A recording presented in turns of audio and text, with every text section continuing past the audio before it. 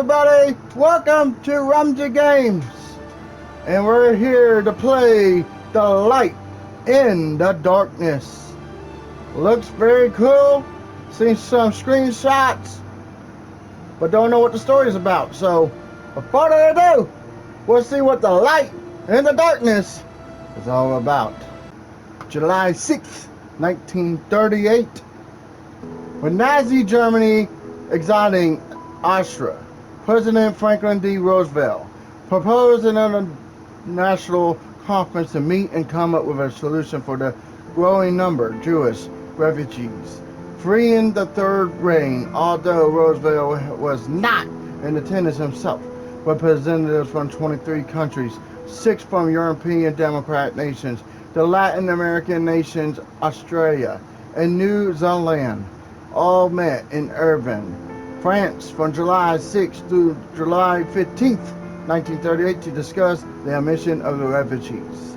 Aside from the Dominican Republic agreeing to take in refugees for huge amounts of money, none of the countries would budge, and a solution was never established. This sounds sad. March 1939. Moses. Samuel, hurry up. You don't want to be late. Yes, Papa. This is me, Samuel.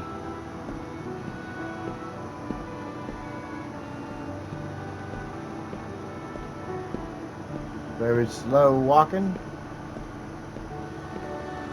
Hey, Mama. Hey, Papa. You okay? Don't forget your homework. I set it right over there on the table. Thank you, Mom. Dad. Come along. I need to open the shop soon. Yes, sir.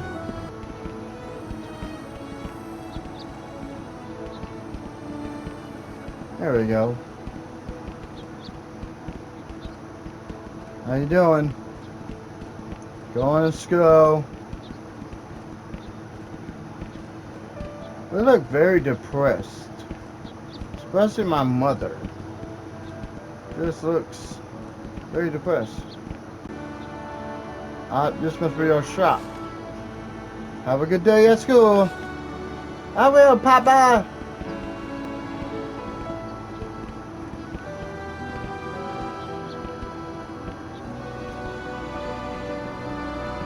He's depressed. What's going on? Why is Daddy all upset?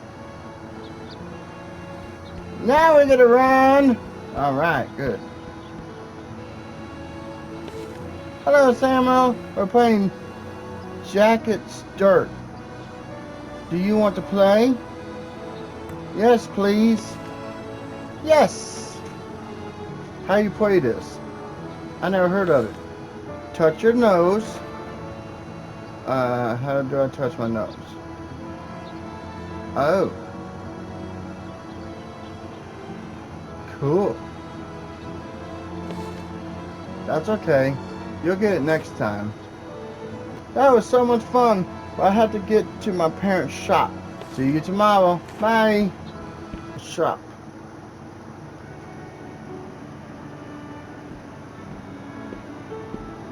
And then okay? Look, it's Mom. Are you okay, Mom? Oh, Samuel. Blah, blah, blah. Why don't you see if your father needs help? Would you mind giving me a hand and help Mr. Goss, Jean, while I finish up here? Yes. Hello, Samuel. I'm looking for a blue tie. A little something for my Easter outfit. Do you think you can find one for me? Yes, sir. Let me see if I can find one. It looks like.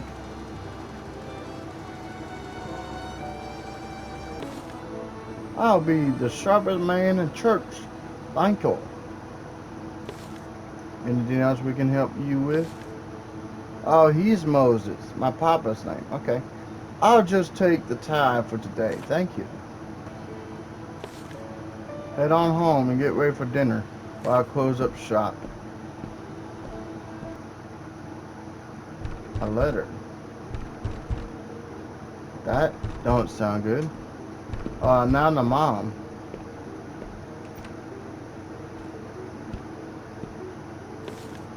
Miss Amberwitch, a letter arrived from you, Portland.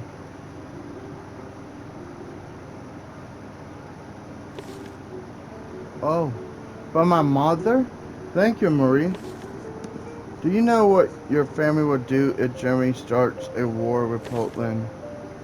I'm not sure. Would you mind watching Samuel for a minute? I need to help Moses close the shop. Of course. Adjusting his tie. Well, what's wrong? To land from Portland, my parents have Fred and they disclosed their location in case the letter got. But it says they will send another letter when it's safe, or just when the letter never comes. What if they get caught? Think like that. Your mother and father are some of the smartest, nearly bravest people I ever met. We'll make it through this. We will see them soon again. I hope you're right, Moses. The new Jew among thorns. That don't sound good. So, how was school, Samuel? It was good, Papa. That's good to hear. Did you learn anything new? I did. Today we read a Brothers Grimm fairy tale. That's wonderful. I know how much you love stories. Of course, Brothers Grimm. I know all those tales. Which story was it? So there was a servant who was leaving his job and he was given 3 coins. As he was traveling to find a new work, he met a dwarf who asked him for one of his coins because the young servant could work for more coins and the old dwarf could not. The boy agrees and gives him a coin. To say thanks, the dwarf offers from 3 wishes. He wishes for a gun that will always hit its target, a fiddle that makes everyone dance when he plays it, and the power to have all his requests followed. He gets all his wishes. He keeps going. Soon he comes across a fat man with a big nose and a long beard.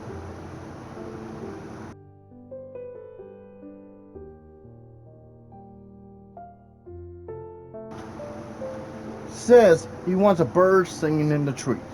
So the servant shoots it for him, and it falls into a bunch of thorns. The man walks into the thorns to get the bird. When the servant starts playing the fiddle, a man dances in the bushes, getting all scratched up and tatered, and begs the servant to stop. But the servant keeps making him dance, saying it was because his people own lots of slaves, and the thorn bushes are punishing him. That's enough. Moses, don't be so harsh. It's just a story. He doesn't know any better. No, Brahma. He needs to learn that this propaganda is not right. Did I say something wrong? No, you didn't, Samuel. You're not in trouble. There's no use upsetting the boy. He doesn't understand. Teach him. Son, you need to understand that not everything is what it seems. Sometimes it isn't just a story. Sometimes it's a way to try and get people to feel a certain way about a group of people. Moses, he's just a boy. This affects him too. He needs to know what is going on out there. What he needs is to be a child as long as possible and not worry about things like this. Things like what? Samuel, please go to your room. I need to speak with your father alone.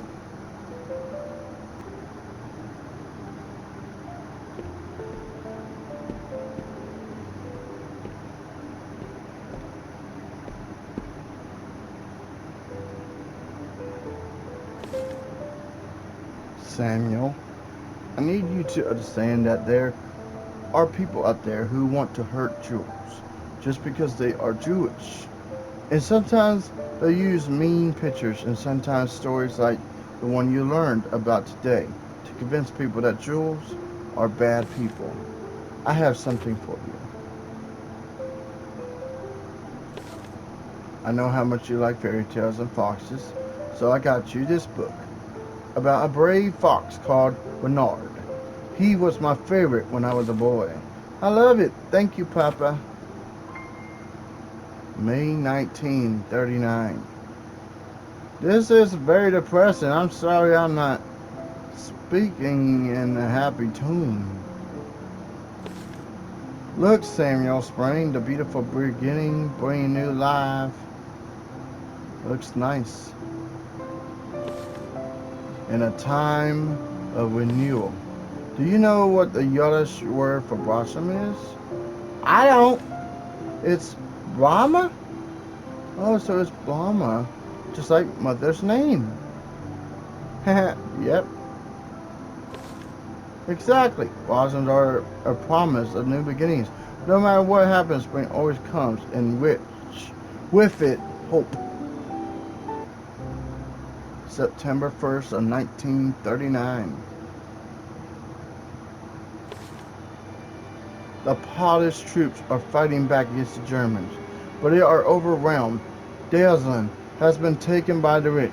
Nazis have bombed war zone in Krakow. Ma'am, that's where Grandma and Grandpa are. They're in Krakow. Krakow. Listen to me, you. Sophie and Bobby are very smart people. They will be alright. I'm sure they escaped in time and they already fled to the countryside. Chaos is everywhere, and the worried citizens are fleeing. The British and French have issued Germany in autumn. France will see March. See, we will see. We won the Great War. Germans are cowards.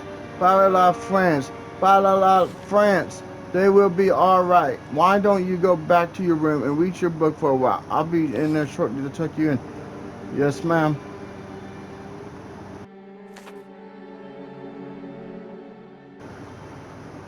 Dang, that escalated quick.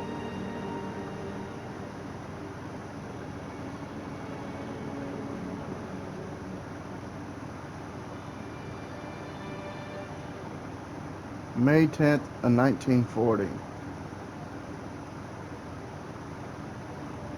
Ooh.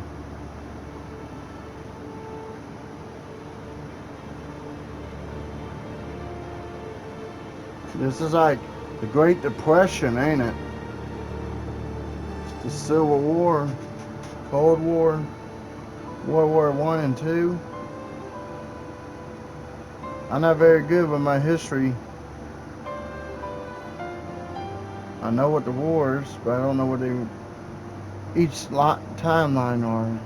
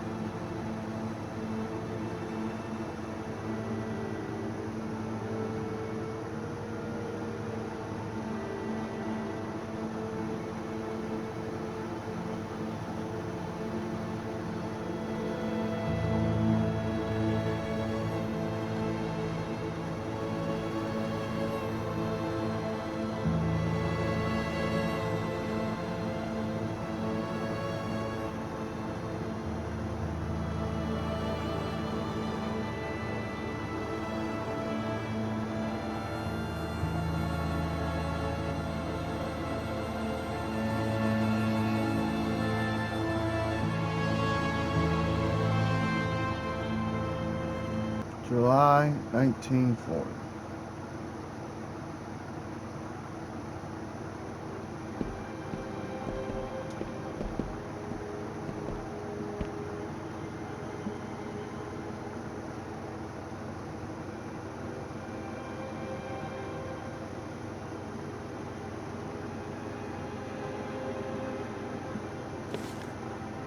Samuel, come along from the window now. Ma'am, why is everyone leaving? Samuel, you have to understand it's a very scary time for Jewish people. You all are afraid that something bad will happen. So many Jews are fleeing to friends and family in other places that might be safe. Are we going to flee? No. We are going to be brave and stay right here. But aren't you afraid? I'm pretty sure they are, buddy. Of course I'm afraid. That doesn't mean I am not brave. Can you be brave with me, Samuel? Yes, ma'am. That's a good boy. Samuel, now run along and get ready for bed. It's not safe. We have nowhere to go. Moses, we're as good as dead if we stay here.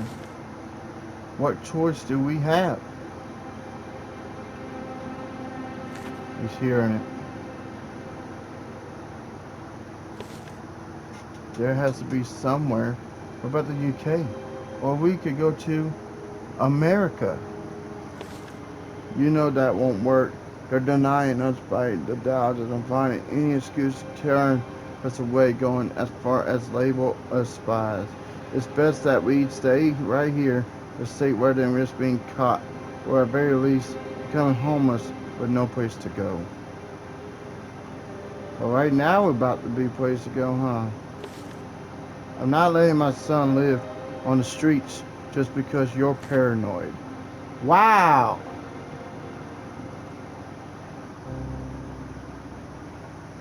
That's one way to put it. Bill and Winard. Finally done putting together the finishing touches on Samuel's toy fox. There's been so much going on lately. Samuel has really been losing himself in the book I gave him.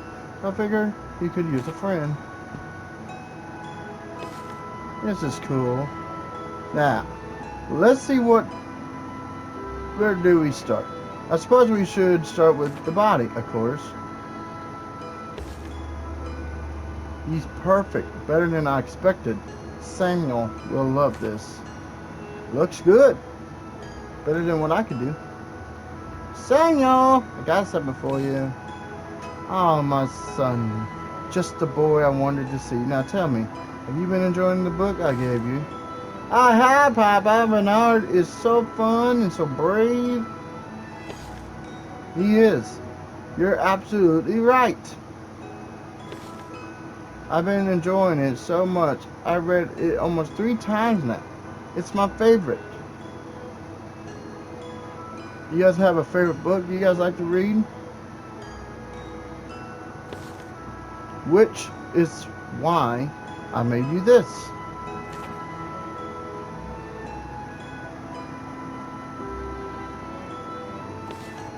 You made me, Winard. I have it, love it so much. Thank you, Papa. I will take him everywhere. You should. There are some scary things going on in the world right now. But whatever happens, Winard will protect you. You must try, and always be brave as you can be, no matter what. But Winard with me, I'm not afraid of anything. Oh, that's good to hear. Although I can imagine your mother will become pretty scary. Uh-oh.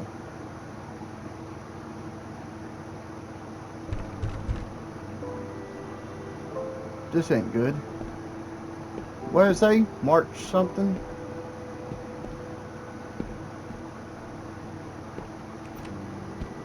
Who are you? Ah, Bernard, my oldest friend. I haven't seen you at Temple for quite some time. I was beginning to get worried about you. Where have you been? Oh, Moses. Omar, I've done it. I've really done it this time. What do you mean? What have you done?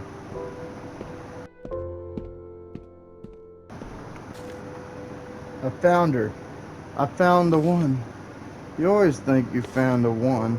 Oh, nonsense. I was a fool before. Moses, she's brilliant and beautiful and unlike any woman I've ever met. She sounds like a fantastic shikush. Shikush. I guess that's how you say. Well, and I go with names. Did you meet her at temple? See, that's the thing. She's a Christian. I see. You're not thinking of converting, are you? It's really important to her and her family. You know me. I've never been terribly religious. Yes, but it would break your poor mother's heart if she were alive. I understand. But perhaps she would also see how happy this woman makes me and how obnoxious I am with her. And she would support me. I can see you're upset, but like I said, I was never particularly devoured Jew. In fact, I never really considered myself very Jewish in the first place. I see myself as French, first and foremost, and I'm just worried about you, is all. Jewish or not, you've always been like a brother to me since we met. If this woman is as amazing as you say, I will support you. I appreciate it, my brother. We must plan for a day for her to meet you. Wonderful family. Speaking of family, where's that nephew of mine? You kept hidden away in that dusty old shop of yours. Well, that might be him right now. Police? Oh, afternoon, officer. What can I do for you? Afternoon. Are you Mr. Abramowitz? I am. Is there a problem? I have a letter stating you must appear at the Kasserine Norplane to examine your situation. Have a good day. Huh.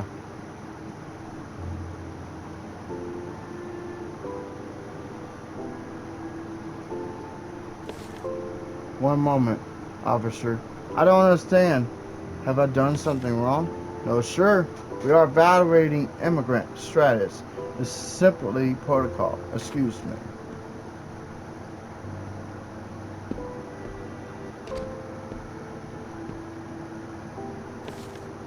What was that about? Is everything okay? I'm not sure. What's that he gave you?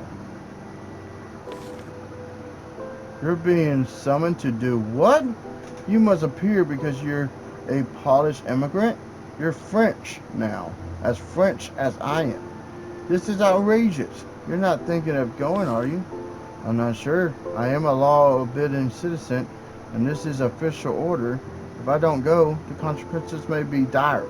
I don't think I'll have any other options. It states you must bring a friend if you like. I'll be more than happy to accompany you, perhaps. I can speak with someone and get to the bottom of this once and for all. I appreciate the offer, but it's probably nothing. I'll just bring, I'll just have Pumla go with me. You have a wonderful wife, Moses.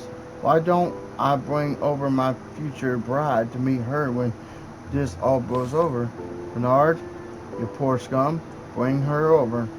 We should love to meet her. The law of October 3rd of 1940 on the status of jewels was a law enacted by France. The law was signed one day before the law regarding forged nations, nationals of the Jewish race, which marked the beginning of Benny France cooperation with Nazi Germany for the examination of the Jewish race. Wow. May 14, 1941. I'm sure it is a simple formality. There's nothing to worry about. I don't know, Moses. Something just doesn't seem right.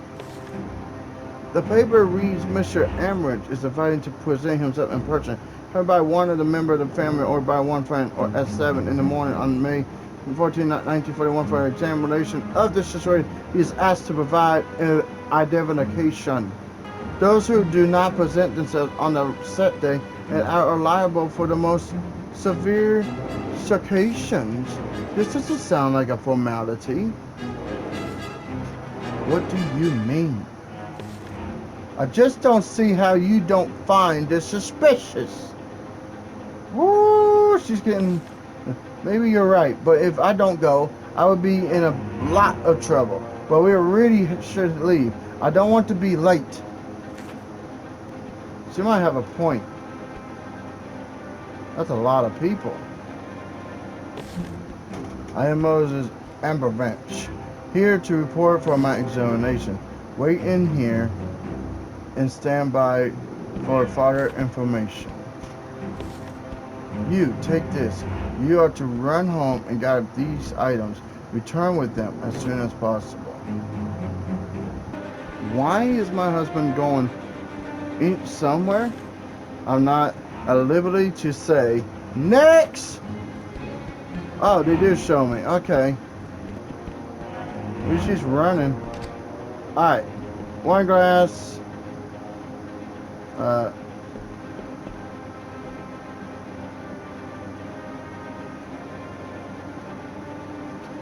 Alright. A bowl. I gotta go right next to it. Give me a bowl. Alright. Blanket, sheets. I like how everything is laid out for me though. A towel. Oh, right there.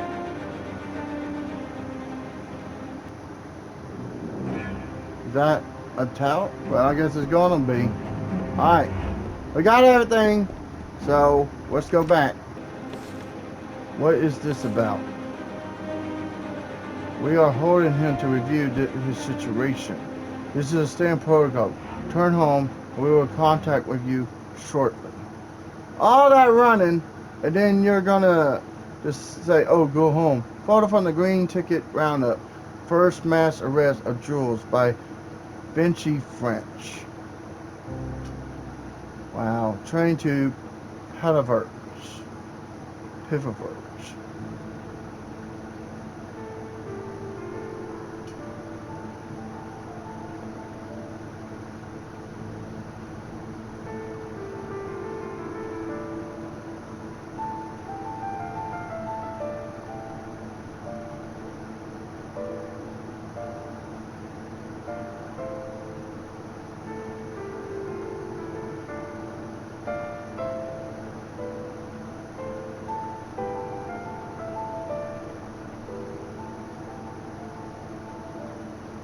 So we're in war.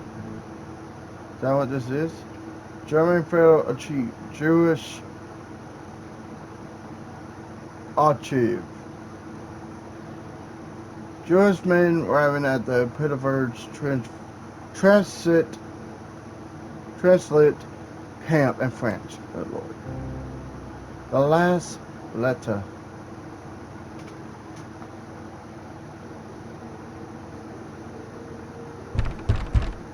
Oh man.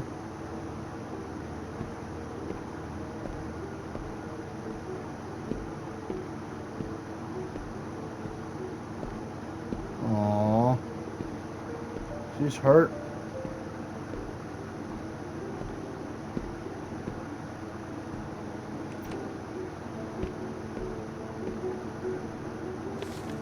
Oh, Mary, is there something wrong? Would you mind if I came in? Of course. Can I get you anything? No, that's alright. I just wanted to bring you this. It says they fled again, and they've been trying to seek refuge in the U.S. and other countries, and were denied. They won't tell me where they're going, but they said because France still has a diplomatic relations with the U.S., they're going to travel to a small village in France to try and secure a U.S. visa card. Visa. It suggests we do the same while we still can. Mama, I wouldn't worry too much about your parents. They seem like a smart, determined pair. I'm sure they will get to their destination just fine, and they will send you a word when they're safe. But I do think you and Samuel should get visas and try to meet them in the U.S.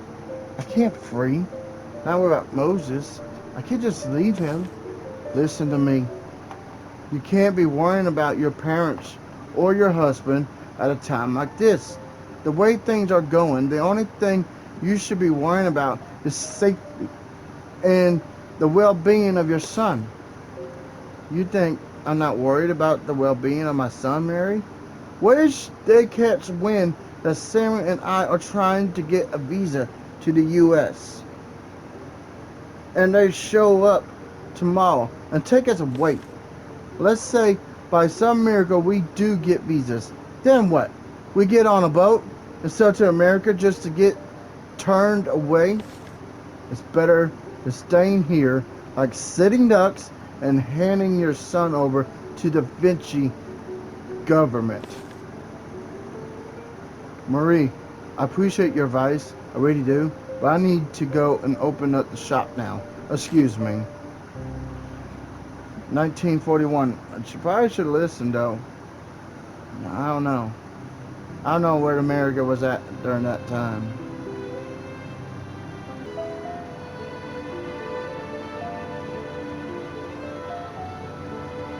Well, I'm gonna end it here.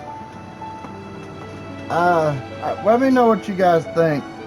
It's a very straightforward story. Uh, it's a history thing, and we're learning what they're going through, what Jules had went through. So it's very interesting because we don't know how they felt, what they had to go through, and this is exactly that. It's if we were in their shoes, what would we do? The light in the darkness. There got to be a light somewhere. So please leave a thumbs up, subscribe, comment. See ya.